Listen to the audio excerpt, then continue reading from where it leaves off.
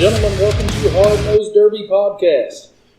It's going to be a little bit different today. My other guy is not here. He got the awesome opportunity of going to Chanute, Kansas to go to work. We are at a highly secretive remote location. We are at the Brown Ranch today. Looks like I've got Dalen, Alan, and Cody, all three of them here. We're going to do some recap from P Hill last night. Another awesome show put on for the Terry Lyerly Memorial Tour. I think it was a first, second, and third, guys, if I'm not correct. Yes, sir. Yes, sir. And I think it went in age. Yep, sure did. Was it planned to go in age? Absolutely not. Absolutely not. I planned on taking first, but it didn't happen. Well, the only thing you told me afterwards, that old caddy bent. Yep, she definitely bent. Yeah, I just got to look at it. There was some caddy was a little rusty. They did some rust repair, and it looks like they missed a chunk, and it actually ripped apart right at that rust repair. For any of you guys that don't know, 010, Mr. Alan Brown was the start of this. Alan has been in this game a long time. He got out and he came back, and ever since he's came back, it looks like he has come back with vengeance. Without a doubt, there was no lack of competition there last night in the street stock class. I mean, you had PJ Snarr, you had Justin Hill, you had all three of the Browns, you had Sean DeWitt. It got rowdy, and it got rowdy pretty quick. How did everything go, guys, leading up to the show? Because when you have three cars coming out of one shop, and I know a couple of you went to Border Wars to help some guys out and hang out up there. Did you have most of it done before the last 2 weeks, or is that something that you really had to scramble to get completed before yesterday's show? Cody did pretty much everything he had to do within the last 10 days. He likes to drag his feet and go party and shit. And that's how that went down. So outdone. Yeah, he's definitely a last minute Sally. I started on mine on April 3rd, the day after that last derby. Yep. Is when I started on mine. And this car came in this morning at 8 o'clock this morning, got put on the rack, getting ready to get tore down, and there'll be another one in here tomorrow. So that's how that goes around here with me. That's just the way I've always been. So. Yep. Well, I am going to start with Alan. I can remember you coming to Shelbina, back in the day. Being that is, that place always does have, it holds a pretty good spot to my heart. I mean, that was the first derby I ever went to. I was born and raised in Shelbina. And we have talked in previous podcasts that I've seen 70 cars there, I've seen 100 cars there, and I've seen 25 cars there. But the amount of crowd support that fair has is just absolutely insane. I would sit here and say I wish you guys could come and run some of our stuff, but I know what you guys run, your rules set is a little bit different than ours. Alan, can you tell me a little bit how you got started back in the day? Mainly from my buddies. Scott Thomas, me and him were best friends back then, and he derbied, and it looked fun, so I just kind of rolled with it. And then me and my brother-in-law, Keith Dawson, kind of kicked it off together, and actually said Shelbina. That was one of the first derbies we went up there to with, and Keith built a 74 Cadillac and took up there, and we put 1-ton leaf springs under the back of that thing. And when we pulled up there, we were scared we weren't going to get in with those, and pulled up through inspection. Inspection guy drops down underneath the car, and he says, "Holy shit." And I looked at Keith, and I rolled my eyes, and I'm like, "Oh, well, what's going to go on?" And the guy rolls out, and he said, "Where the hell did you get them V-bar tires at?" And then he says, "I have never seen a Cadillac with leaf springs on it." And I said, "Yep, that's an LE edition. They only made 500 of them that year." And he said, "No shit, that ought to be a badass." So. We talked to Eddie last week. The transition of the parts that are available now, whether it's, caddies, 03 stuff, 98 to 02s, you started back when there wasn't really any aftermarket parts. There was nothing. You made every single thing on that car. You made it all. I was one of the very first ones that ever had a slide drive shaft. Ran the border war one time. Big George Sims had a 73 Buick wagon with a slider drive shaft in it. They made me cut my shackles on my clamps on my leaf springs, and it ducktailed out there. And it was a stupid clean wagon that I bought off Brian Powell. And the ass end went straight in the air. The leaf springs all draggled out. And that drive shaft was pointed into the ground. The yoke was turning with the back end 4 feet in the air. And I bet 100 people come out of the stands wanted to know what the hell I had in that car for a drive shaft. So, was there a reason that you kind of stepped away from the Derbian? I'm not trying to, like I said, we've always said we're not trying to get in any secrets or anything. But we know you stepped away for a while. We know you're a busy guy. Is there something that just gave you that need of wanting to get back into a car? Yeah, I stepped away. The main reason was I ripped both rotators and both shoulders, and I couldn't hang on to the steering wheel anymore. I busted my face twice the last year that I rode, and I will not run in a full face helmet. I never have and never will. And I busted my face open twice off the steering wheel because I didn't have enough strength to hold on, and that was one of the reasons. The other reason was I bought 400-acre farm, and I had to turn it into a farm instead of the shithole that it was. So it's what I was doing. And then over the years with the boys running, especially Dalen, he'd get out there, and since he had my last name and my name was behind him, they came for him, and they came hard.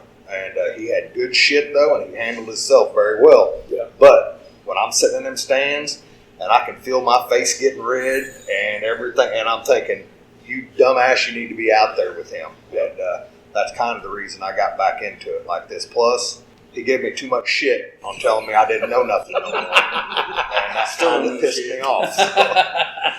Well, what is, we know you've, which I talked to you at P Hill in April, it'd been a while since you've been in a new style. You got a favorite car? Yes, I do. 60s model suicide door Lincolns. I knew that was coming. I've heard it be a 73 Imperial. He loves them things. Yeah, I'll drive an Imperial whenever the opportunity arises around here. But, and I mean, I like these caddies now. Caddies are junk. They've been junk forever. But the rule set nowadays, you can make them where they are an awesome car. But I made a Suicide Lincoln into an awesome car with no plates on it. And I'm dying to get in one of them later on this year. So that's going to be a show that somebody better come watch this one when it happens. You heard it right there. A lot of the times these guys don't, it's not really secretive. They just kind of keep them stuff to themselves, where they're going to run unless it's something within a couple weeks. But I know Alan and I talked last night that he's going to be able to take a Suey somewhere. He didn't tell me exactly where. Will you tell me where? She's going to Vandalia in October. Vandalia in October, 010 in a Suicide. And I'm not going to win. So I hope Gary and them guys have a great big old Mad Dog trophy and some cash, because I'd say that's what Alan is going to go for. We're going to go right down the line in age. Dalen, 020. Alan just gave us a little backstory. You coming into the game. You came into the game when you can start getting these aftermarket parts. Yep. Yes, sir. They probably weren't all available yet. Nope. But you didn't have to go rummage around and go to the steel shop and make, steering shafts and homemade sliders and everything. So, well, I mean, Dad still built most of my parts back then. I think he started out with all the best shit because I knew everything about it. And the key thing with him, he started riding with me when he was 12 years old. And he was in many, many winning cars, second place cars, third place cars. Mm-hmm. He knew what it took to win derbies. And he started out with the best stuff. And his first trip at the state fair, he got second against a great driver. Bubby Johns beat him out there that night, and Bubby beat him with experience because Dalen had the car, is Correct. what it was. But Well, we know you're a 98-02 fan. Yep, definitely. That's all I've ever built. 9802s. I've probably built 15, 20 of them cars. I love them. You've never been in anything driving other than a 98-02. 9802. So is there like a bucket list car that you want to try to run sometime in the near future, whether it's this year or next year, to try something different? I'd like to try a 03 and newer. I want to try one of them real bad. Probably like 2009, 2010. You want the double rear. Yeah, for sure. Yeah. How did your last night go? Fine, just kind of did my thing, and what I always do, just go with the pace and just do my thing. And it ended up working out. I know the first thing you told me after you got out of the car, you said this son bitch rips. Yeah, I like that Cougar. Yep, I like that one a lot. That's the biggest engine I've ever been behind. And you wouldn't think just 30 cubic inches would make that much of a difference, No. but it does. Yes, sir. But like I said, there was motors that ripped last night. PJ, I know he runs Collier stuff. Justin Hill runs Collier stuff. You guys had Collier stuff. I know Alan's got a CJ motor, Yep. which I think CJ and I talked afterwards. And then Alan just mentioned it. That track was a pulling track the night before. Mhm. So the center of it was really hard packed, but then you still had some loose stuff on the sides. And you guys all got stuck right there at the end, just off of that center. And I think if you guys would have been another 10 foot closer to the pit, I don't think you guys really would have got stuck. So, but it's great for the fans to just go out there and watch it, which I have talked to you, we talked when I got here, that even though it did come down to you three, because the top five, here's how the top five went for P Hill. Fifth place was Justin Fair. Yep. Fourth place was Sean DeWitt. Third place was Cody. Second place was Dalen, and Alan won it. So somebody said in the stands, and these people are going to be upset that it come down to these three. Well, here's the deal. These three don't cut no slack on each other. Absolutely not. I remember 2 years ago, Palmyra, when it came down to you two, and I thought, well, how's this going to play out? And then it was just wide open, just driving. I can't remember. I think you had Impala that bellied, finally bellied, but your Vic wasn't real peachy keen after that. That was my first year Derby. That's what I thought. I thought that. Yeah. So we will move to Cody. You just figured following Dad and Brother's footsteps? I'll tell you what. If you'd asked me about 5 years ago what I thought about Derby, I wouldn't. I didn't like it. And then I started coming around a little bit more and watching more derbies. I started to get into it. And 1 year I said screw it, so I'm gonna run Bowling Green Light World. And I started ordering all the parts. Went to Capital Carnage, bought a bunch of stuff, and then came back and actually we were welding up my training brace and everything. We were putting everything on, and Dad was welding on it. And I looked at Dad and I said, "You know you want to get back into it." Everybody knows right now that I believe everybody can see the signups. You two are going to Blizzard Bash Yes, sir. for a qualifying team, correct? Yes, sir. Dad didn't want to go. it's deer season. See, we keep coming back to the deer season part, and 2 years ago, when the Missouri Department of Conservation moved their deer season, it put it the week after Blizzard Bash. They sold it out. First time Blizzard Bash has ever been sold out every night. And I thought, awesome. And then a week later, they announced that Blizzard Bash was going to be moved a week ahead. So it went to, a week behind, so it lined it right back up with Missouri deer season again. I was not a fan. I have hunted since I was, 11 years old, and I know all these guys hunt too. I mean, the bad problem is that 040 can outshoot 020 for deer season, which she is not here. she's a little sore. She rode with Alan last night. I think Alan said she's bruised up pretty good in the arm and maybe the butt, and then she has to go to work. So, what is your future plans here, fellas?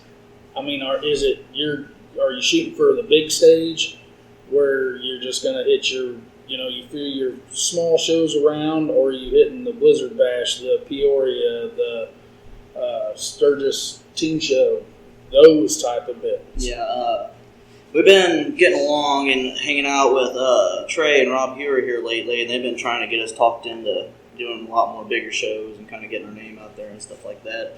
So I think me and Cody talked about going and running a few bigger shows next year after Blizzard Bash and kind of do a different variety of builds and all that stuff and see where we fare in the field.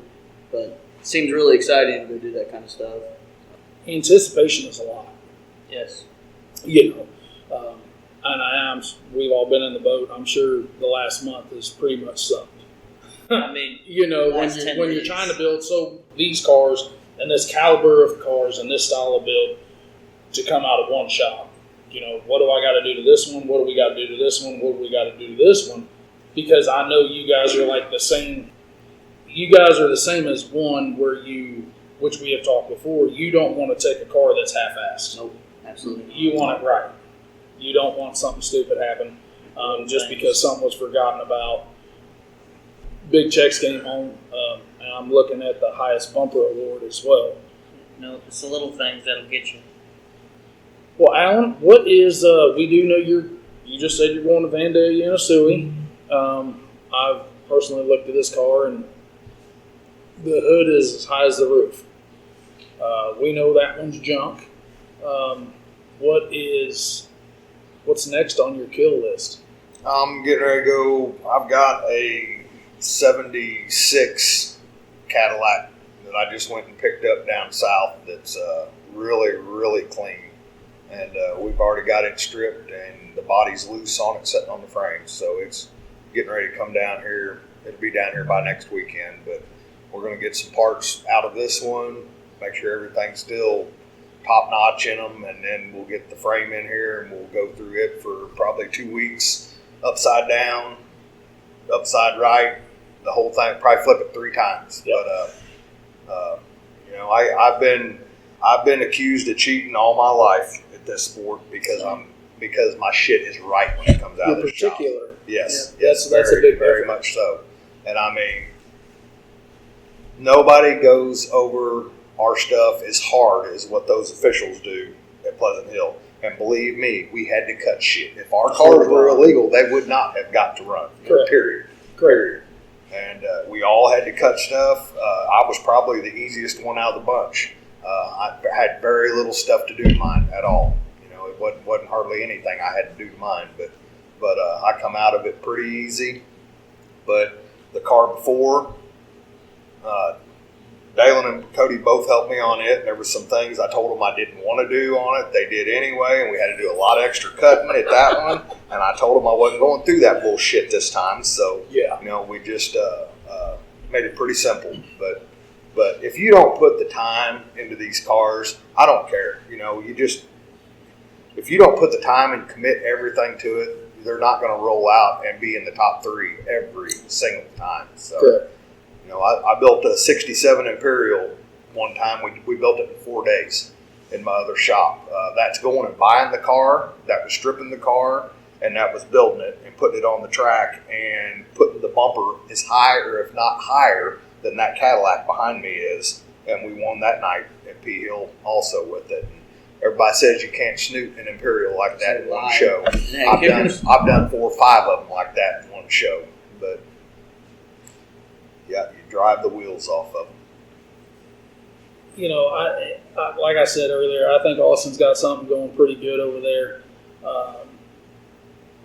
Is that one of your favorite tracks to run? It's my favorite track, hands down. It Pleasant is. Hill is my favorite track. Now, Griggsville don't hold a candle.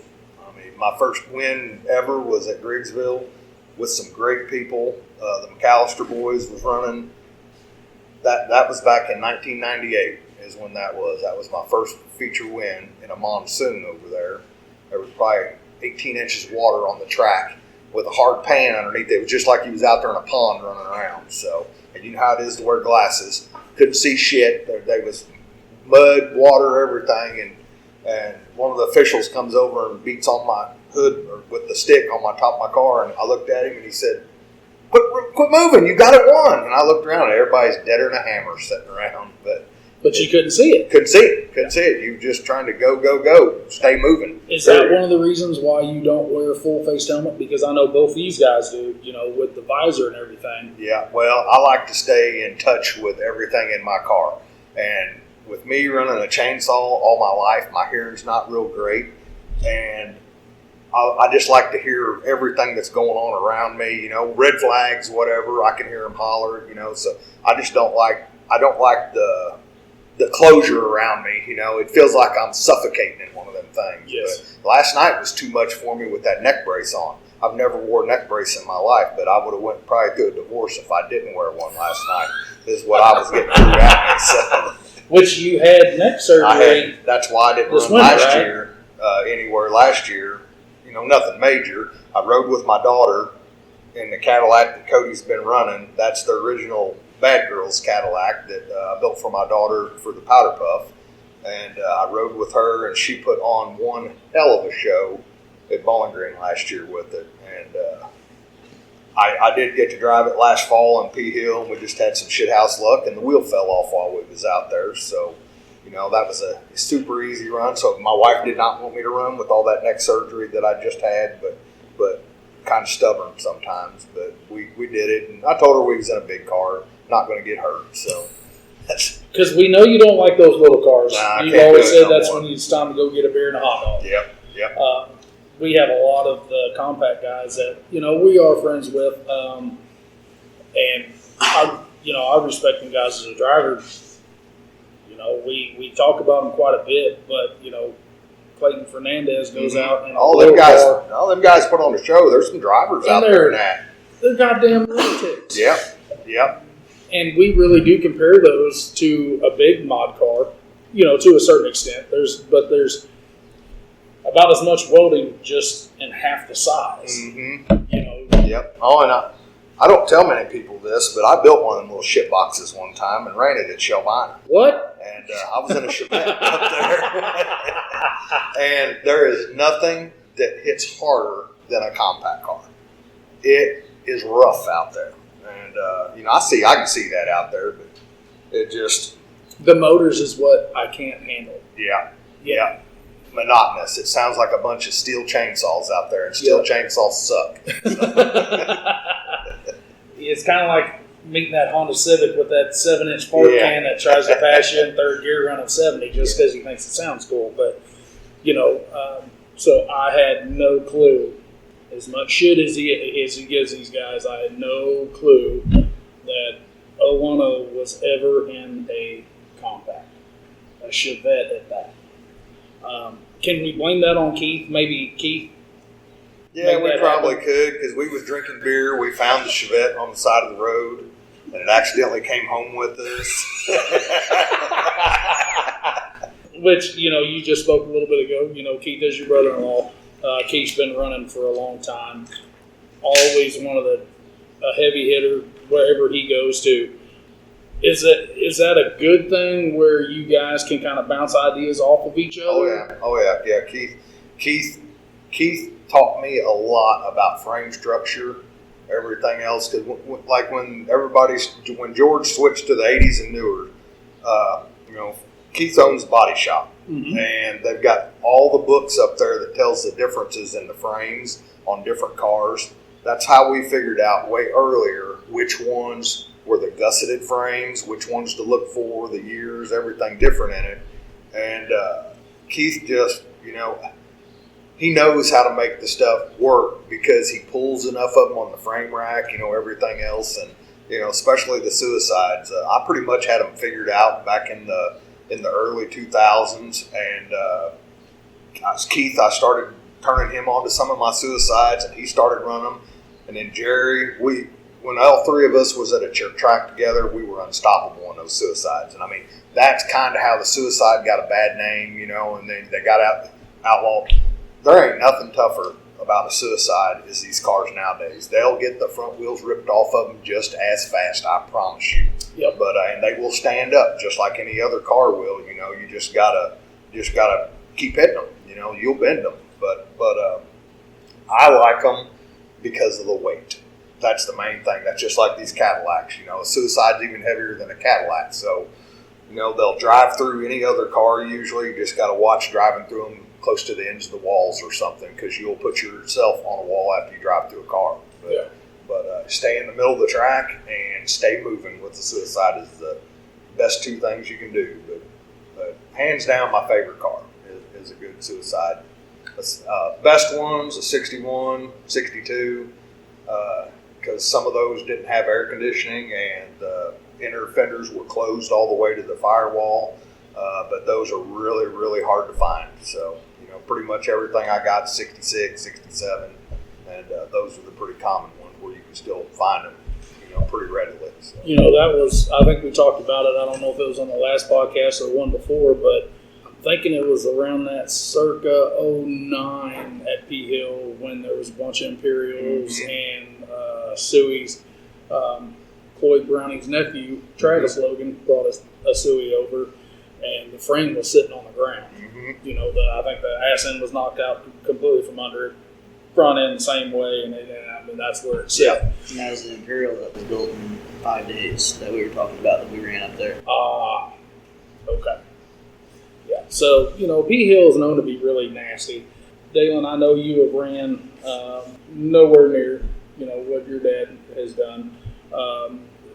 The amount of cars at different tracks. I know Alan's favorite is the P Hill. You got a favorite? So far, it's Bowling Green. I've always loved Bowling Green track. I've always had good luck there. 90% of the time, I placed top 3 there, top 4. Except for the first year that I went, and you got stuck. Well, didn't you get loaded? Oh yeah. Yeah, that was. So Dalen, you doing good? He's like, nope, they're loading my shit. Yep. I actually, that's my own fault because I went and ran Lewistown the 2 weeks before that, and you know how that show was back then. Yeah. It was allowed 12 6x6 quarter-inch plates, and I had all 12 6x6 quarter-inch plates on there. So that's my own fault. And I think they were all on pretty much firewall forward, if I remember correctly. It was all firewall forward. But you got the torch out, and you started to cut, and I think you just kind of looked over and said, nah. Yeah, this ain't worth it no more. I'll take it somewhere else. Yep. Well, guys, we're going to go back to P Hill a little bit. You know, you guys just want to chime in how your all's night went. You know, I know the tech was a little bit rough for a couple of you. Once that got straightened out, it looked like it wasn't too bad of an issue, but, you know, just kind of go back and replay a little bit in your head and kind of let us know your all's thoughts on that whole show. It was hot for one thing. Yeah. That sucked. I hate derbies with no. Me and Jake Hall was over there talking earlier today, and I said, Jake, why didn't back in the 90s we plant 2 or 3 trees around here so we'd have some shade right now? And but you know, we used to go over there and camp out in the barns, you know, in the shade when we'd have all the whole squad with us, you know, all the women and everything. But you know, my wife showed up last night though. She's about, you know, that's her first derby all year. We went out to eat breakfast this morning, and she told me she's not going no more because she can't take it. She's actually crying, she said, because she thought one of the boys was going to get hurt. So, which we have talked about that, you know, the moms, the wives, the girlfriends, you know, the fiancés and stuff. A lot of times they're just as much invested mentally as everybody is monetarily or physically in the build. You know, she might not come out here to help you build, but it's time away from you guys. Oh, yeah. You know, so you have that separation time. Yep. You know, so the thing is what a lot of people know in the derby world is if you're running 30 and you're running 30 and you hit in the middle, that's a 60-mile-an-hour collision. Exactly. To a brick wall. Yep. So, you know, being a mom, I know women are a little bit more emotional than a dad is. In that same token, you know, I know you're probably a little more defensive over your daughter than you are your 2 boys.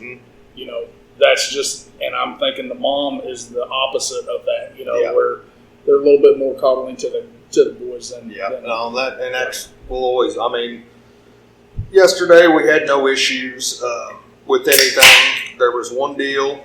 My daughter come walking back up to the truck, and she said, "Dad, there's some guy talking shit over there about you." And I said, "Where?" She said, "Over there by that blue car." And said, "He's a big guy." And I said, "I don't give a fuck how big he is." I said, We're getting ready to find out how big he thinks he is. That people can talk smack. I don't care. But when they do it to where my family's around, when they're sitting and they can boo me all they want to. I don't care. But when they start flying me the bird or hollering, "Screw you" at me out there, and my family's sitting right next to them, we got problems now. Yeah. So that's just the way I've always been over there. There's been several of them that's got to know me real well over there over that kind of shit. But, Correct. But no, I just take it in stride. I don't like to do any of that kind of crap. But if my family gets involved in it, it's going to happen. There's So, that respect factor. Yep. Yep. I know you guys, like I said earlier, you guys got rowdy. It came down to you three. And I think Cody said it earlier. What happens if we get down to us three at the end? What are we going to do? And Cody said he looked up and he said, "Well, it's time to party." You don't have much of a car left either. No, actually, to be honest with you, I could actually pull that down. It bent right in front of the body mount. So that wouldn't be that bad of a pull, and I could go somewhere with him. But that engine needs worked on. I couldn't even get half throttle. Just needs to tune up. Hopefully, I said, hopefully it's something stupid. Yep. Then I lost reverse halfway through. I knew it was getting down, and I was like, I cannot let one of these boys put me in a corner. So we stay right in the middle, and then we'd just stop, and we'd wait for one of them to, maybe one come try to hit me in the ass, so I could spin out of it. Because I could not turn on a dime. You cannot turn on a dime in the Catholics. Yeah. Or at least I can't. Well, I know earlier in the week you had some transmission issues anyways. Yes.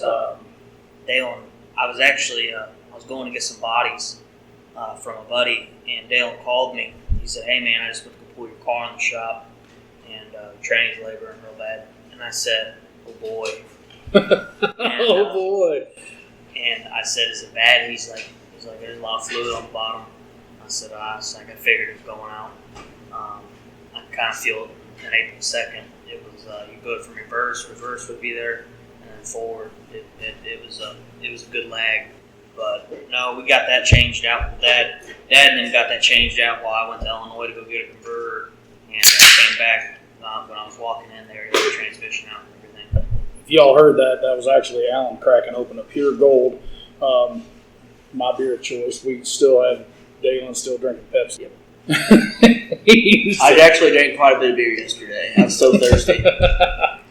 Well, that's what happens when it says it was only 84 degrees, but it felt like it was like 117 in the devil's taint. Yes, it's been cutting for 5 hours. I'm on a torch. And Swamp ass was real. Swamp ass. Well, Dalen, how did your night? it was Golden just, played it cool. I kept Dad and I kept Cody pretty well where I can see him all night, where we could help each other and do whatever, see who wanted to smoke, So that's what I did, and just came down towards the end, and Austin came out and told us we need to start hitting Sean and Dad and them a little bit more as hard as I was hitting everybody else, and that's when I knew it was fucking time to party. So, and it was in my goal to fucking belly that Cadillac and Dad's out. I was going to do it. I think I started that one.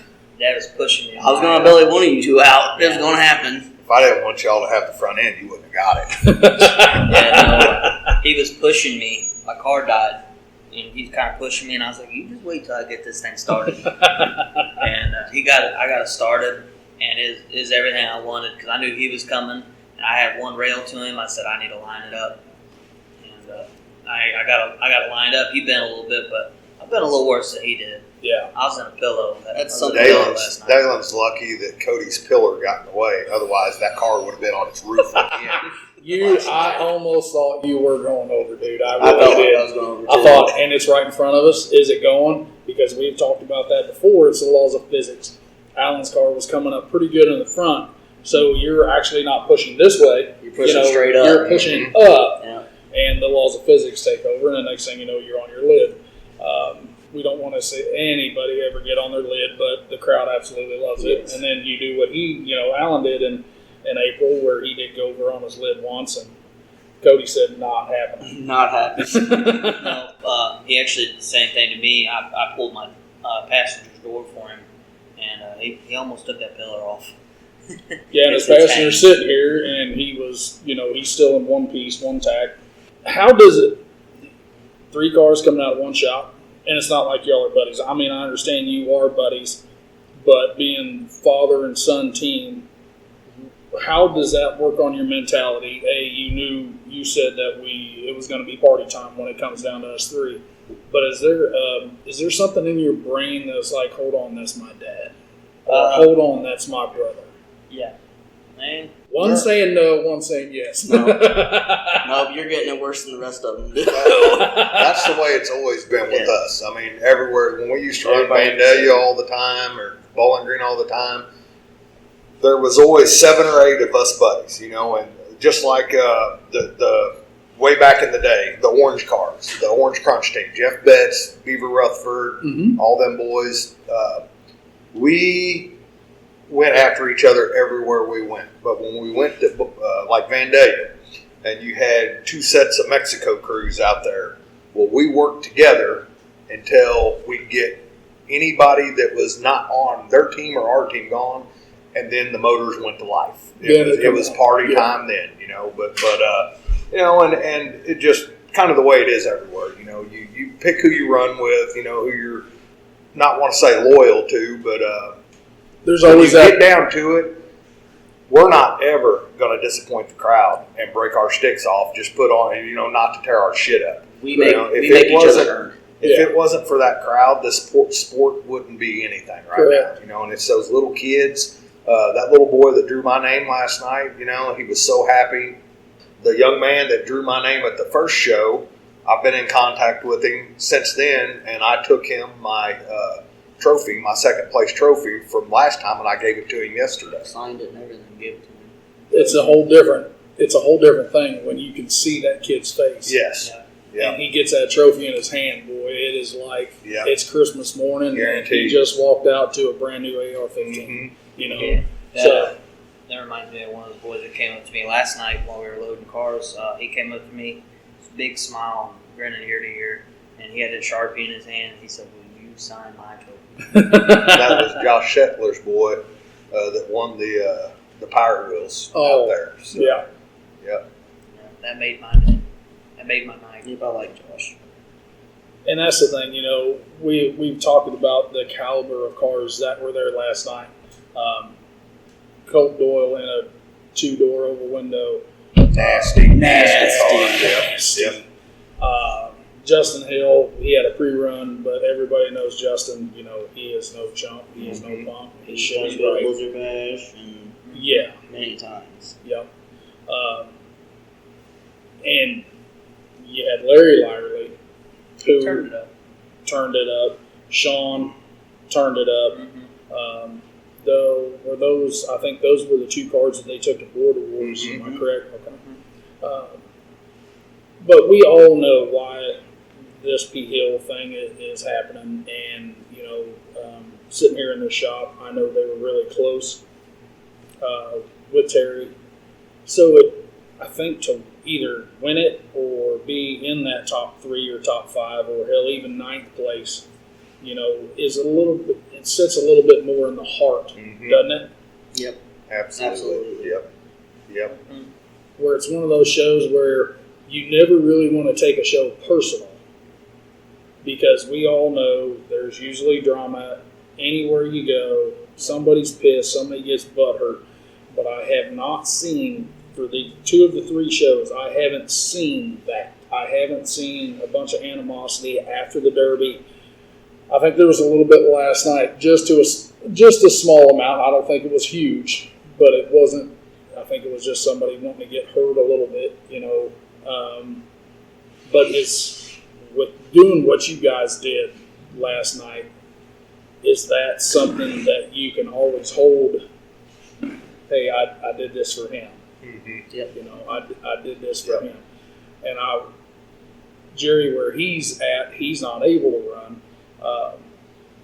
I kind of wish he was, just for the simple fact, you know, still get to be on the track for Terry at his thing. Yep. And you know Jerry is about as good as anybody. You know, you and Jerry's been around a long time, Alan. And, when I try to talk to Jerry, which Jerry is our head tech for all the Philly promotion stuff, when I try to talk to him about it, you can just kind of see him. Yeah. It's like there's light in his eyes have just left a little bit, you know. But do you think, knowing him as long as you have, where this, after all this culmination of these 3 shows, do you think he's ever going to get that light back? Not all the way. No. He lost a big chunk. Yeah, and that really sucks. You know, so. But on a peppier note, you guys are going to Blizzard Bash. Do you want to? Well, it's already out there. Who's your other 2 teammates? Harley Miller and Eric Jeffers. I know Harley, but I do not know Jeffers. Eric's ran Blizzard Bash a few times. He's done pretty good out there. He's going to bring a round back out there with us. So I'm pretty excited about that. So we're talking a round back. Round back, I'm a 98-02. Cody's a 2010. Yeah, 2010 with a 2-door 82 oval window. Adam Lemonadger would be proud of you right now. Yeah. See if I can't bounce my face off the steering.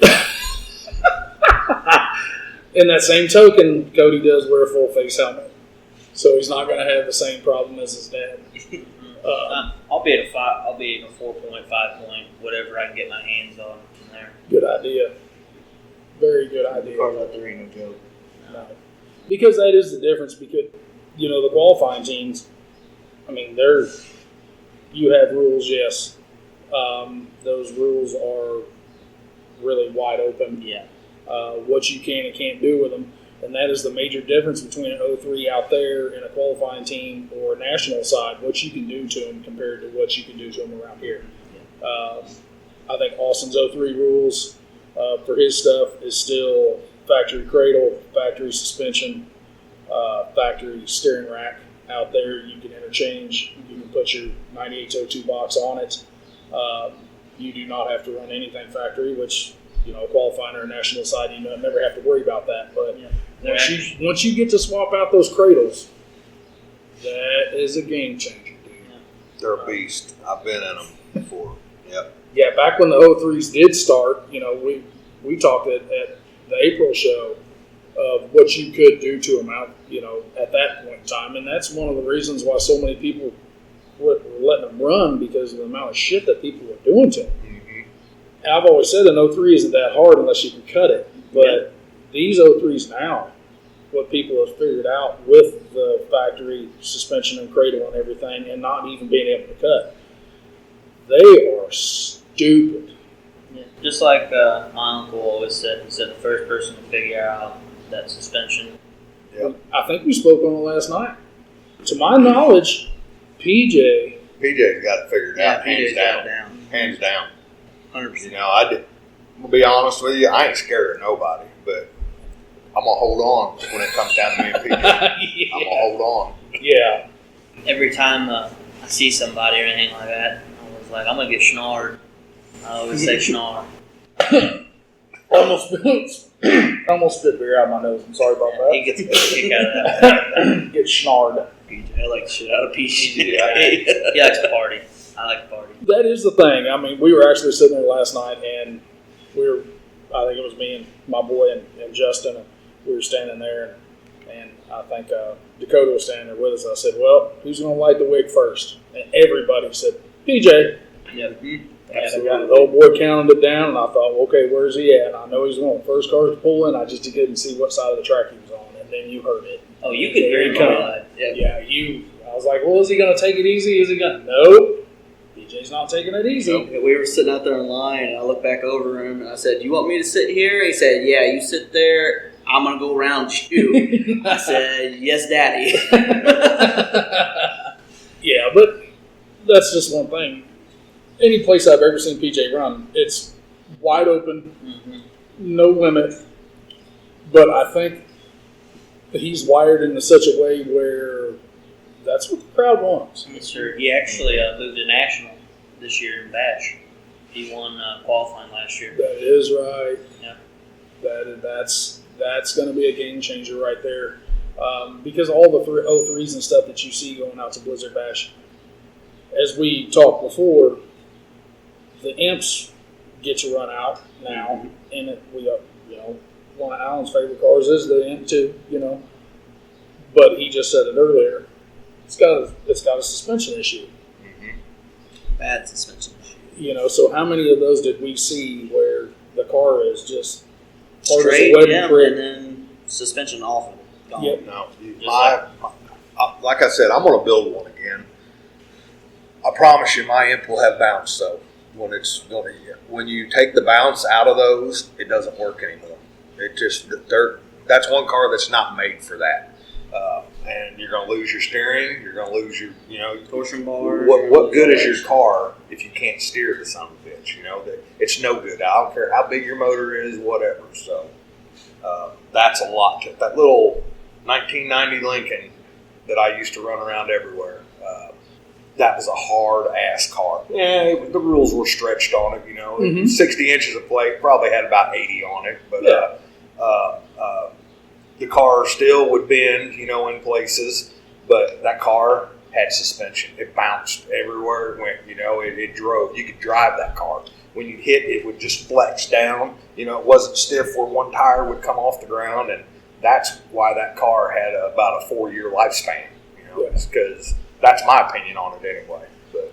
Well, just like Cody talked earlier, last year you ran all new styles, right?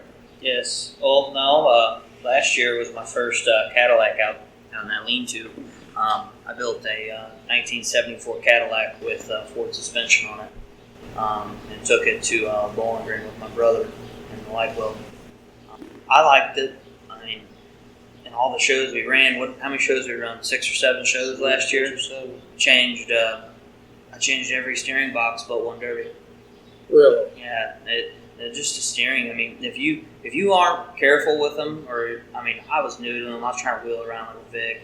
You can't do that with old iron. You got north and south. Do them caddies, a lot of it like a wagon, back and forth with it. Which we've talked on previous episodes, the difference between driving the new style and driving the caddy. Well, the caddy's heavier. Yes, you have to drive that more with your foot. Where that you can drive with the steering wheel. Yeah. I know Teddy's he's topped off on that a couple times.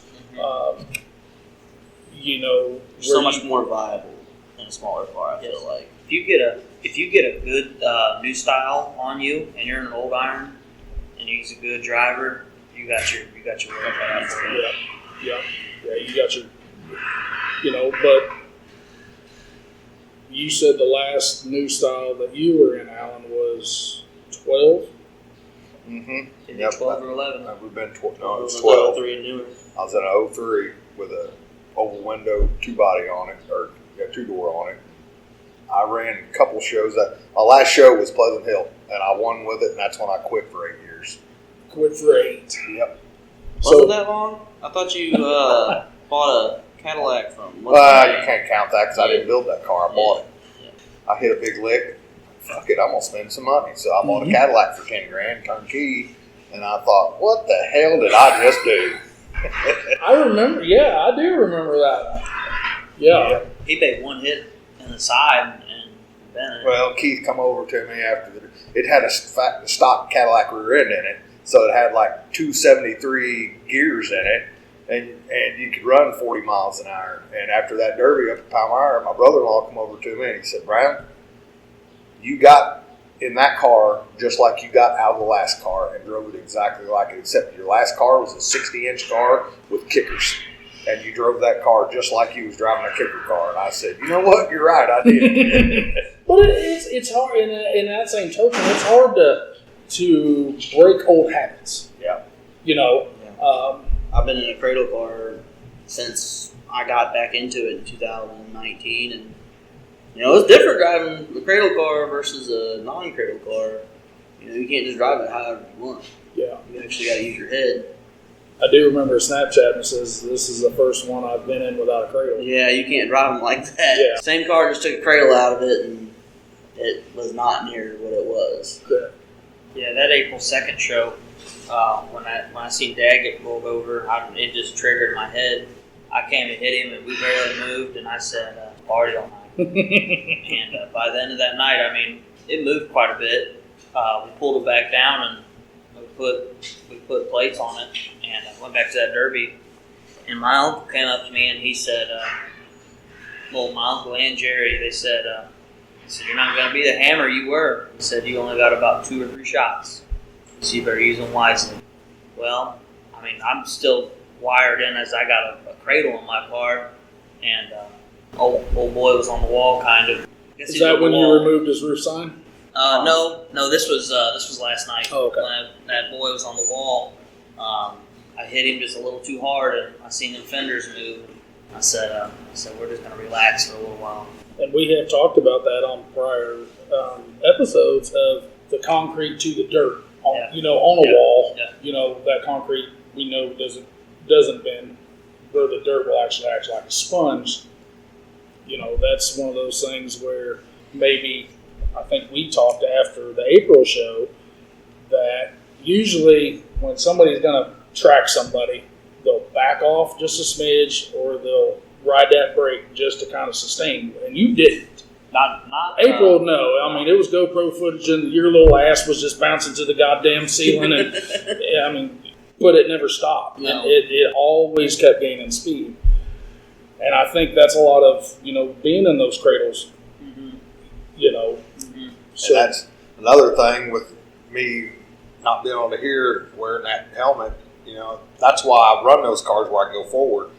I could not look backwards because it kills my neck to look backwards. And I'm holding that car, and it just flipped me over. I pushed him into that corner there, and I knew what was coming. And, He knew the train I was held coming. just long enough. I could hear that motor coming. When I thought I needed to, I backed up, and I almost waited too long because he was a half inch from clipping me. yeah, So, it was close. yeah. It was very close. You were out, you said 12, and then you came back in. How long did it take to get your setups back to where you would like them? I'm not there yet. Still not there yet. Yep. I'm close, but not quite there yet. Dalen, are you there yet? I mean, kind of. I mean, there's always room for improvement. We always like doing better than the last one. That's what we strive for, is to do better than the one before. Which we have talked, kids that want to get into this sport, whether it's, starting in a gun go or starting in a stock car, all these guys think, man, it's so expensive. And I've tried to tell these kids, don't try to do it all at once. Yeah. Do not work your way up, And the issue was, these guys didn't have no hand downs Mm-hmm. because you did sell, Yep. and you were done. And then I know you said earlier, he got to have a few of the things, but not to the capability of what's in the shop right now. Yeah. Well, he got all the secrets handed down, because it's not secrets. It just every time since 1993 when I started, whatever broke, it got fixed to where it didn't break, and then something else would break. That got fixed where it didn't break. That last Derby, I got rolled over. Look at that Cadillac. What's on the side of it? Orange.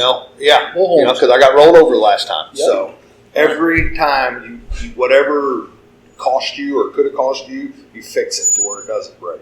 That's what you just try to do every time.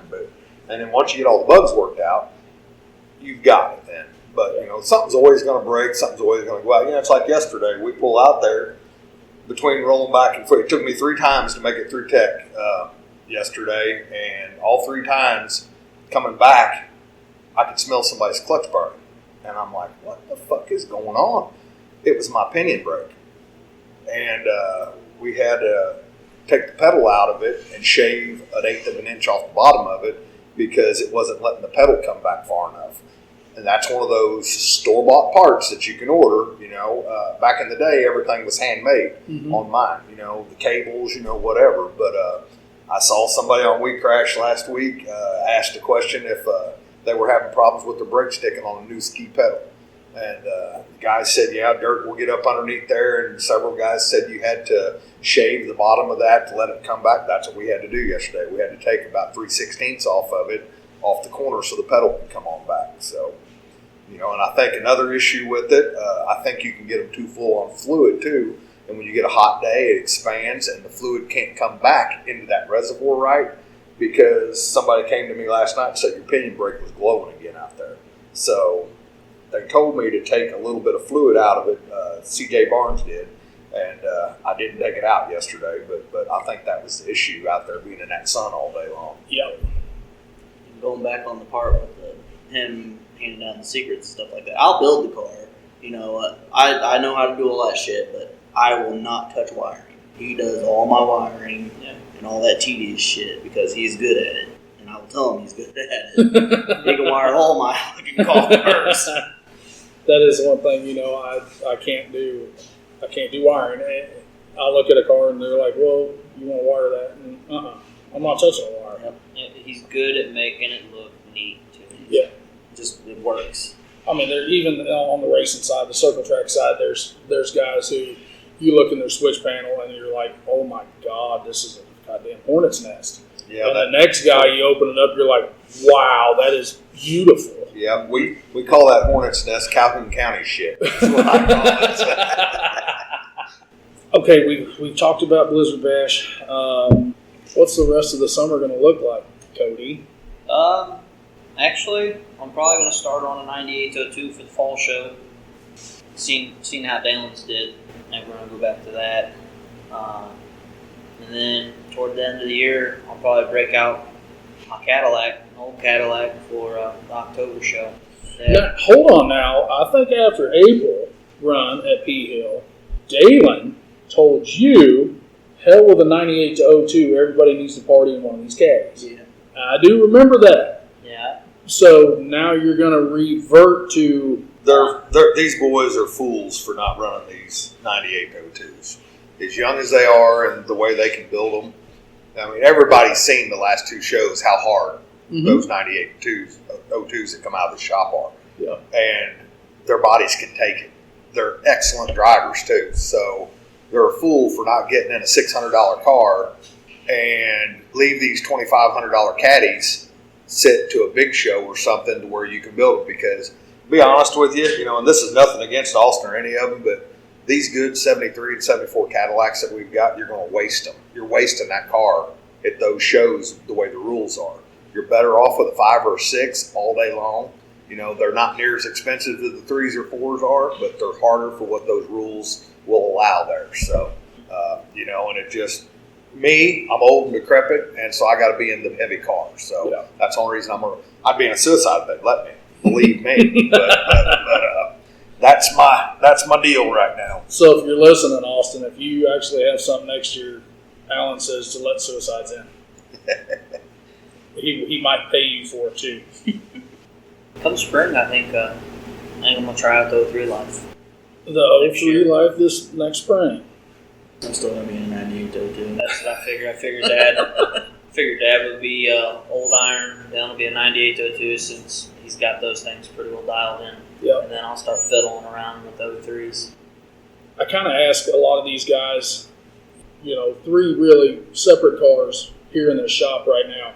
Have you guys figured out something that Dalen might do on a 98 to 02 that he can implement into a caddy, or something on a caddy that you can implement to an 03? I mean, have you guys figured that, like I said, without asking any secrets, where you can implement one thing that you do or a couple things that you can do it with all the cars? Yeah, there's some stuff that implemented all of it. Half of it's in the front of the car and part of it's in the back of the car. What you can do it with all of them. But and it's not simple. It is once you figure it out, but once you get it figured out and see how it works, and then they'd understand why we're doing it, you know. But yeah, there's a few things that go with every car out there. So. You know, we were talking to Justin Hill yesterday, and he came up to me and he said, "Man, what's your name?" And I told him. He said, "Are you the other voice on the podcast?" I said, "Yeah." He said, "Well, I heard you talking," and I kind of put two and two together. So that was actually the first time that we've actually got to, you know, talk to each other, and we started talking about different stuff. You know, pressure, leverage, Geometry. You know, where we hit off a little earlier, where PJ has figured out the steering on these 03s that nobody else has. Caddy, we all know they're notorious for losing a wheel, whether it's locking up, whether it's ball joint breaking off, lower saying I'm out, you know, something like that. So I can't, in my brain, I can't figure out, truthfully, on these rule sets that are around our area, whether it's domination, whether it's filthy, whether it's J&D, whoever, I still can't figure out in my head what's the best car to take. Yep, it's all in Preference. what the rules are and everything else. You know, that's the first thing. You got to look at rules first to see what's your best car. You know, that's just like the deal they got on at Bowling Green up there this year with these new rules they've got. Those rules are built for a Chevy wagon. Those rules are straight up built for a Chevy wagon all day long. Wonder who wrote those rules. The Chevy wagon. But yep, and I mean nothing to get bad against Chad at all. At all, nothing. But that's what the rules favor when I read them. You know, so that's my interpretation on them. So you know, it might be somebody else's a different deal, but you know that's the way I call it. And I did see a lot of Facebook stuff, social media stuff, where guys were really upset. You know, well, like you guys. I mean, you guys go to Bowling Green. Yeah, I mean, Pleasant Hill's my favorite track, but I grew up a half mile from that fairgrounds right there. Mm-hmm. That's my home, and it's always been my hometown track. And you know, it not that we don't want to run it, but we're not built for that show this year. You know, we're building for all these other shows, and the three main promoters around there, you being one, the rules are close enough that you can actually just spend a few hours in the shop and change a few things, and you can get a car to go from any one of them. Mm-hmm. But you know, with those rules they've got, the main thing I saw in them was the trailing arms. That was the main one. Not being able to wrap the ends. You can load your trailing arms, but you can't wrap your ends. You got to have factory ends on. Well, that's out with everything we've got around here, and the plates being 3 inches apart. Everything. You know that's a little bracket. Extreme. That's from your bracket. Yeah, brackets. I guess I really need to go back and look at that, because I just I just scanned over it for a guy around home that was looking for a place to take his Lebanon car. He got a hold of me and he said, "Hey, I'm going to bring this thing over." And I looked at it on a trailer. I was like, "Dude, don't even think about bringing that here." But that's when I told him, I was like, "Why did you guys go to Lebanon?" He said, "Well, we wanted to run, you know, inside. Mm-hmm. We wanted that one experience." I said, "But you guys spent 2 months building a car that you can't run anywhere around here." Yep. Except, and I pulled it up on my phone and I said, "Except Bowling Green." I said, "What I just saw on your car and what I'm looking through, you will get in there." I don't know if that's where he's going to go. Yeah. You know, but that is what we have actually tried as a promotion company. We want to be able to, if you guys run at Macon or Palmyra or Pleasant Hill or, well, stuff up north, that's out, Peoria. You know, Teddy came down to our Palmyra show. He did overlook one rule: no seam welding. So Corey spent all morning grinding all those off from the boxes forward. And he apologized. He's like, "Man, I didn't even think about that. That's what we could do for Peoria. I didn't even think about it." But you know what? He changed it. They ended up winning. Mm-hmm. You know, so what I'm hoping with our rules that maybe you guys can come and play one of these days. We've got some really good drivers that run our shows. We've talked about it, you know, Blizzard Bash drivers. Peoria drivers, we as a promotion company want to have, when people leave a show, they just go, holy shit. Austin has gotten that 2 shows in a row. Like we said, hats off to Austin, because them guys are doing it right. And we know everybody's schedules are just so insane, with a couple Rugrats running around. Yeah, 3 of them little things. I don't know what causes that yet. Yeah, I haven't figured it out either. It's called not swallowing. There we go. Oh, man, swallows. She didn't, so Yeah. that's a plus. You got 2 little girls that Little girl and a little boy. you got to worry about for the next 22 years or so, and then your mini me, because he is you Yeah, he is all me. without a doubt. Well, Alan, what is we talked about the boys' plans for this summer. I know you're pulling in one in the next day or two for the September 17th show, which we will be there. That's my birthday weekend. I might have to have somebody drive home. And we know what you're pulling in. Are you going to try to hit anything at all through the fair? I know you hit on Bowling Green. No, I doubt it. I mean, yeah, I had planned on maybe, if we had something left, trying to get it in Bowling Green to go run with some really good friends of ours that's going to be running up there. And, well, we see that ain't happening. So that's Now, is Keith going to, no, Keith's Nope. Keith's done. Keith's done. Keith's 100%. completely 100%. 100%. Yep. That is, we talked about Keith earlier about I'm in the same business as he is, but everything, all the cars that I get now there's no way to derby those cars. I don't have any manuals to go back and tell me wall thickness, how hours of frame machine time, which everybody knows when you're pulling a frame on a frame machine, the harder they pull, the stiffer they are.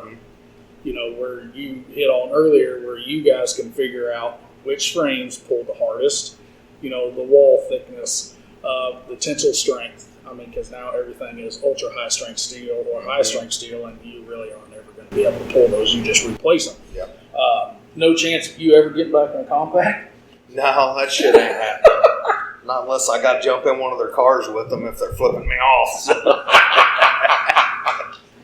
Clayton did tell me the other day that he said if you ever wanted to ride, he'd let you ride with I him. guarantee you that's what Danny Hobbs told me too, so I can get in there and find the skinny pedal for him. Well, Danny finds the shit out of that skinny pedal, if you ask me.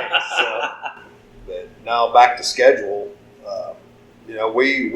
I was planning on being at a couple of you guys' shows this year, but the thing with Terry that went down, that just threw a wrench in everything. So Yeah, we had no intention on going to Glen Run. Really, we planned on going to J&B and you guys is all year. that's what we were gonna really go to, because I stayed on Steven's ass pretty hard all fall and all winter politicking, trying to get the suicides in, Same thing with and J&B. same way with J&B, and they said we don't think it's going to hurt a damn thing. So, and I told Paul the other day, when I said, man, I'm sorry, you changed the rule around so I could go, and now I'm not there, but, this came up. I will be there next year, And he said, no, dude, we understand what happened, but because I told him I'd be at least 3 of their shows this year since they let it fly. But he knows what's going on, so. We had plenty of them sitting up on top of the hill. Yeah. Yeah. It's just, that was out of the blue. We got that. Oh, yeah. And anytime it's personal, Yeah. that takes precedence over plans. Yeah. You guys got to know, you've known them all your all's lives, and just the few times I've got to be around them, and just the life. Oh, that the yeah. dude had, Yeah. I was telling somebody last night, we were in Old Mexico deer hunting, me and Terry and Jerry, and Jerry left to go to another ranch, so me and Terry, we stayed there. Well, Jerry got to take the good Polaris Ranger. We got stuck on an old Kubota diesel side by side, and we were 30 miles out in that ranch, and our radiator overheated, spit all the water out. So we had 4 or 5 Bud Lights is all we had. And that shit is hard to get down there. Very hard to get. And I told Terry, he said, we're going to have to pour your beer in there to get back. And I said, bullshit. I said, I'm going to drink this beer and I'm going to piss in this radiator. And that's how we're going to get back. So that's what we did. We drank the beer. I pissed in the radiator once. And then I said, Terry said, I am not pissing in that radiator. So the last beer, we poured it in there and we made it back to camp. So. And then when you got back to camp, somebody didn't piss in Jerry's on his blanket or pillow or nothing. No, Jerry was already packed up and gone. But yeah, we had a good time that weekend. A hell of a good time. Well, as everybody knows, most people listen to the podcast. I mean, my boy's sitting here and he is running a minivan next weekend at Madison. You guys, one that's been in the game forever, one that's been in the game for a little bit, and one that just pretty much started in the game. Is there any kind of, I know you guys aren't going to run no vans or nothing like that, but you got any pointers for him? Yep. Take all your plastic bullshit, your fiberglass off of it so they don't throw a red flag every 5 fucking seconds. Stop your Dirty. If there's anything left of that holy van, they might bring it here sometime. We went out and he said, Dad, I need you to come out. I said, okay. So we went out to Stevens yesterday. I walk up to this van. I said, I thought you had it stripped. He said, well, it is. I said, the fuck if? And he's like, well, what's left? I said, I didn't know you still had all the glass in it. Yeah, you got some seats out. I said, you still got a dash in it. The fuel tank's not moved yet. What are we doing here? And then we got to the point where I said, you got to have more tools to get all the shit off. I said, it's a good stopping spot. So we tried to tell him, if you can, like P. Hill over last night, those gun goes, you got Zach Frudig and Dylan Patrick and them guys. Chad Hurd even came from Lincoln, Illinois. And, Chad runs, he runs a lot of shows and he runs a lot of big stuff. He finished top 3 in Peoria. Him and his teammate won Spring X. I think he run it down to second last night, and just something stupid happened. Which, talking to Chad and them guys, they'll tell you if you can wait the 3 minutes, and that's roughly what it is. We talked off the air, Alan. There's a guy from last night. You left him completely alone because he usually is in that spot where something's going to happen or he's going to kind of take himself out. Mm-hmm. So if you can last that 3 minutes of absolute disastrous chaos, half the field takes yourself out. So they'll tell them, put your nose up to the wall. If they're going to hit a van, let them hit it you in the ass. Don't worry about it. We all know a van's weak spot is the front axles. And I have kind of seen with the caddies on the big cars that you guys will kind of hang out in the middle. You have some other cars out there, whether it's dead cars or pretty ill moving cars, you can use as a shield. Where you're not taking that PJ Snar 40-mile-an-hour shot from one end to the other, or a Brock Hill shot, because we all know that those get nasty too. Yes, they do. I got a guy that wanted him to wear dudes next weekend. And if everybody knows my boy, he's got cowboy boots on. I mean, that's just pretty normal for him. So he said, Dad, I'm going to wear dudes. I said, no, you're not. I said, your mother would kill me. He said, well, she wouldn't know until after the Derby. I said, yeah, but I live with her. I was like, and that's how I've got to stop it one day. So we've kind of hit on the plans of what everybody's got going on. As like I said, Steven is not able to be here. I know it's a little different listening to his big growly ass, and I think I was supposed to call him. So I sent him a picture a while ago, and he said, "You fuckers." He told me yesterday. He said, "I'm pretty jealous." I said, "Why?" He's like, "Because I don't get to go to the Browns." Yeah. So I actually did talk to Steven. He was really apologetic that he could not be here. I got a phone call yesterday that said he had to leave for Chanute, Kansas at 2 o'clock in the morning, this morning, to be out there by 7, and he is still on his machine right now. So he was really looking forward to coming over. When you hear the same voices every episode, it's kind of regularity, kind of like Miralax or, Fiber One bars or something. But, we really appreciate you guys having us over. to doing this, and I know a lot of the guys that we talk to, we try to get them on more than once. These guys have got some stuff going on in the works. We know they're going to run in October. Pretty much, we know what cars they're going to take in October, and then they're going to have to start doing some Blizzard Bash stuff because. Cody's Blizzard Bash car is about done. What? Yeah, we've been working on that. Their shit is somewhere else. Oh. All this shit they ran last night is my shit. So that's why when I asked them, what are we going to do if it accidentally comes down to all three of us? And they said, well, I guess we're going to party. I said, we're going to tear up all my shit. So, We didn't tear up nothing. You just tore up your own shit in your car. I didn't tear nothing up. I drove that motherfucker off the track and I drove it in this shop. This That morning. one, I'm not going to lie, boys and girls, if y'all can see the ripped front frame rail, it's pretty torn up. But, like we said, awesome. You guys, awesome show last night. Everything was kind of so hectic. We was worrying about weather. We did get rained on a little bit right before you guys actually pulled out on the track. I think y'all were getting wet sitting in your seats. The gut and goes, that's normal. We've hit off on them guys. The stock cars, Nate Hull's a driving little. Yes, he he's a driving is. little shit boy. He could drive anything, I think. And all you can see is his helmet. That's the only thing you can see over anything. He run it down and he won it. And he got Mad Dog, didn't he? I think so. He drove the fucking wheels off that He thing. did. He drove the wheels off of it. That bitch was bananaed up, front and back both. And then the compact guys, we harp on them, but they don't disappoint. We've always said them guys got a little bit of screw loose. Alan told me off air he will not get into another one, and there's a reason for that. So, you don't want a divorce. But prior injuries, past injuries, that changes the game a little bit. That's why Alan's not gonna probably go back into a full blown mod car again. With kickers, because we have all talked about this several times. Those cars aren't bending; something's bending. It's your neck, your vertebrae, your knees, your shoulders. Me and Kenny Dacre, Griggsville or Pleasant Hill years ago, that's when I was in my prime too. We were both in suicides, and we weren't after each other. We were actually running together, but it come down toward the end with us, and we met around a dead car. Didn't see each other coming.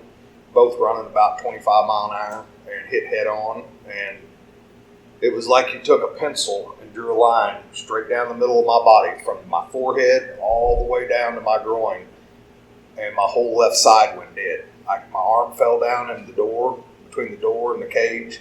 I couldn't move it. I couldn't pick it up. I had to reach over and grab my arm, put it up in my lap, and I thought, you've got to get to the ambulance now. So I grabbed reverse because I was running 3-speed, and I backed up, and I'm looking where the ambulance was at, and all of a sudden it started to tingle, real tingly, and all my feeling came back, and I looked around, there's 3 cars left, and I thought, what are you going to do? And I grabbed first and dumped the clutch and went at it again. So, but that was scary, and don't know what I did that. And it's never happened since then, but yeah, little shit like that, you never know what could go on bad out there. But, that's why I preach about driver safety in these cars. I had one guy last night that kind of wanted me to cut some sidebars in my car. I would have loaded it on the trailer if they would have made me cut them, because that is for my protection. Yep. Wasn't beefing the car up whatsoever, but that's just the way I am. Yep. We talked about that last night. We never want to see anybody get hurt, ever. I don't even care if I don't like the guy. Mm-hmm. The crowd, his family, they don't want to see anybody get hurt. No. So putting a little bit of extra cage material is something that we have all discussed as a promotion company. We're never going to. It's not doing anything. It's not tied into. No. Yep. It's just not tied into anywhere. Some promoters, they look at it a little bit different. Well, this is what the rule says. 6-inch material. Mm-hmm. You're not going no more than that. When you take one of these Amish pointies into a door that you can't double scan anyways, Yep. and it smokes your leg, well, that's when it all comes back to safety. And like you told me yesterday, Lena was in the passenger seat of that car with you. That's her protection. Yes, exactly. And like I said, we preach safety, and we just never want anything bad to happen to anybody. And I think anybody that got hurt last night, I don't think nothing was serious. I think one old boy might have had some rib damage in a different class. But like I said, you guys are going out there running like a freight train, and somebody takes a shot, like a firewall shot or something like that, that'll jar some shit loose. Oh yeah. Guys, I appreciate you guys having us. Maybe next time I can come out, we can get that shrimp boil. Yeah, definitely. Not near as sore. But we'll try to do it before a show instead of after a show. So, guys, got anything to say? Thanks for coming out. Yeah, thank you. Appreciate it. We appreciate you guys. Make jump. Yes. Oh yeah, always. Guys.